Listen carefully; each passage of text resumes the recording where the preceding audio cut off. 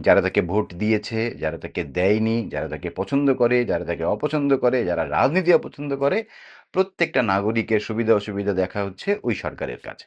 সুতরাং সেই সরকার সেভাবেই পরিচালনা করে তার দায়িত্ব। কাউকে পছন্দ, অপছন্দ, কারো ব্যক্তিগত পছন্দ বা দলীয় পছন্দ-অপছন্দ এখানে খুবই মুখ্য কোনো বিষয় নয়। একেবারেই গৌণ। কারণ ব্যক্তির চেয়ে দল সবসময় বড়, দলের চেয়ে রাষ্ট্র বড়।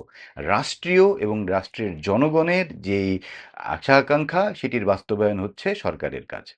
এবং প্রত্যেকটা সরকার সেই একই পদ্ধতিতে কাজ করে। সেটা বাংলাদেশের সরকার হোক, ভারতের সরকার হোক কিংবা আমেরিকার সরকার। তারা জনগণের পক্ষে কথা বলে তাদের নিজস্ব জনগণের পক্ষে। এবং এই জনগণের পক্ষে কথা বলতে গিয়ে যেটা এই জনগণ বা রাষ্ট্রের জন্য কল্যাণমূলক হবে সেটিই তারা করে। আমার আপনার পছন্দে তারা কোনো সিদ্ধান্ত নিবে না, তারা কোনো সিদ্ধান্ত নেয় না। জাতীয় স্বার্থ বলে যে কথাটা প্রচলিত আছে, রাষ্ট্রবিজ্ঞানে খুবই জনপ্রিয় একটি শব্দ জাতীয় স্বার্থ। এই জাতীয় স্বার্থ রক্ষা করার কাজ হচ্ছে নির্বাচিত সরকারের।